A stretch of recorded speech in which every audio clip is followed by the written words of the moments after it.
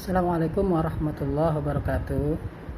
Hamdan wa syukran lillah wassalatu wassalamu ala rasulillah wa ala alihi wa sahbihi wa mawalah. Alhamdulillah anak-anak sekalian, pada kesempatan siang menjelang sore ini kita bisa berjumpa kembali dalam pengajaran daring. Kali ini untuk hari Rabu Bapak akan mengajar fikih ya. Mungkin dari kalian sudah punya bukunya. Nah ini ya, buku fikih, silahkan kalian buka di halaman kedua ya, yaitu tentang bab 1 salat maktubah. Baik, tugas kalian hanya menyimak sambil membaca buku yang tadi Bapak perlihatkan ya. Baik, bismillahirrahmanirrahim. Yang salat maktubah. Apa itu salat maktubah? Salat maktubah itu dalam arti salat yang telah ditentukan. Nah, kita sudah pada paham. Salat yang telah ditentukan itu adalah salat yang 5 waktu yang wajib kita kerjakan, yaitu salat zuhur, asar, maghrib, isya, dan subuh ya. Nah, kemudian kita pahami dulu arti dari kata salat itu sendiri. Salat dalam bahasa Arab itu bermacam-macam artinya ya. Yang pertama, salat itu bisa diartikan doa, sebagaimana telah tertulis di dalam Quran surah At-Taubah ayat 103. A'udzubillahi minasyaitonirrajim. Bismillahirrahmanirrahim. Wa shalli 'alaihim inna salataka sakanun lahum wallahu samii'un 'alim. Yang artinya, dan mendoalah untuk mereka, sesungguhnya doa kamu itu menjadi ketentraman jiwa bagi mereka, dan Allah Maha mendengar lagi Maha mengetahui. Jadi pada ayat ini wasalli itu artinya doa ya, bukan salat. Nah, kemudian kata salat juga adalah artinya rahmat dan permohonan ampun, sebagaimana tertulis dalam Quran surah Al-Ahzab ayat 56 yang berbunyi, innallaha wa malaikatahu yusalluna 'alan nabi ya ayyuhalladzina amanu sallu 'alaihi wa sallimu taslima. Ya, ayatnya tidak asing ya. Sebelum muadzin azan biasanya membaca ayat ini.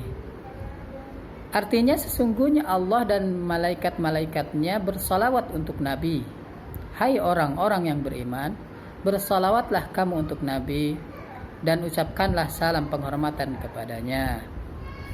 Bersalawat itu artinya Allah memberi rahmat ya. Sementara malaikat meminta ampunan, dan orang-orang mukmin itu berdoa supaya diberi rahmat oleh Allah Subhanahu wa taala berkat bersalawat kepada Nabi kita Nabi Muhammad sallallahu alaihi wasallam. Ya.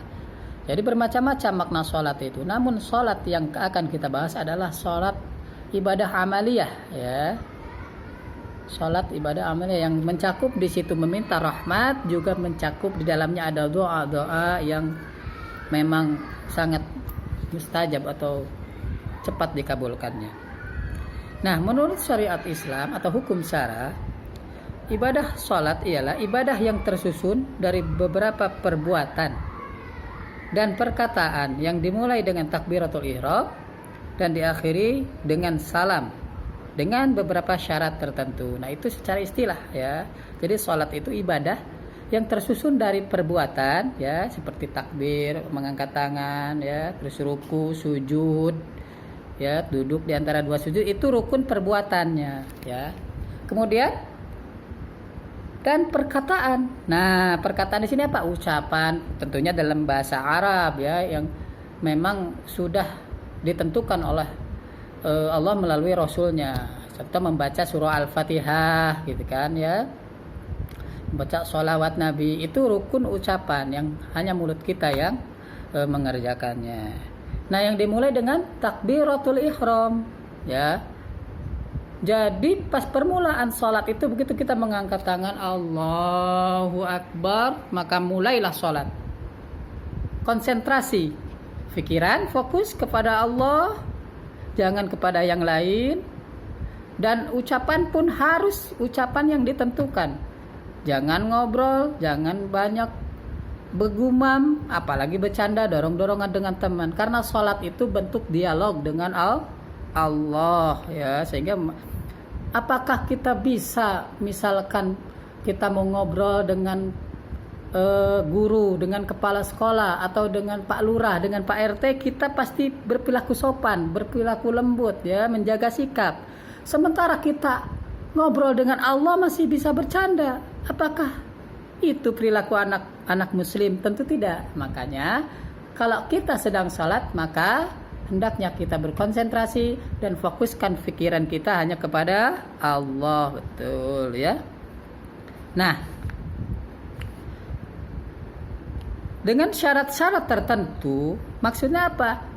Sebagaimana nanti di pelajaran selanjutnya ada syarat-syarat tertentu sehingga kita bisa melaksanakan sholat. Salah satunya kita harus suci daripada hadas kecil dan hadas besar. Cara menghilangkannya apa?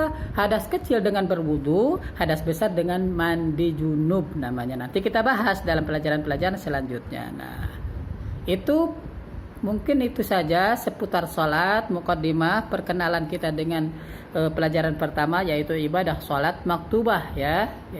Kenapa sholat maktubah? Sholat yang ditentukan, yang diwajibkan. Karena nanti ada sholat yang disunnahkan, ya.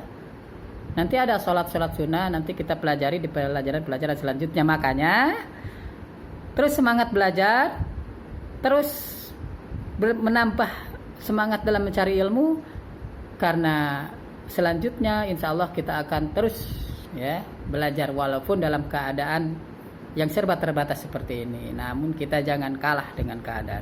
Oke? Baik. Untuk tugasnya, ya, kalian cukup menyimak saja. Kali ini tidak ada tugas, ya. Namun untuk pembacaan Iqra, ya, silahkan kalian video call Bapak atau nanti Bapak yang video call kamu, ya. Oke? Kurang lebihnya Bapak mohon maaf. Wabillahi taufik wal hidayah. Wassalamualaikum warahmatullahi wabarakatuh. Semangat.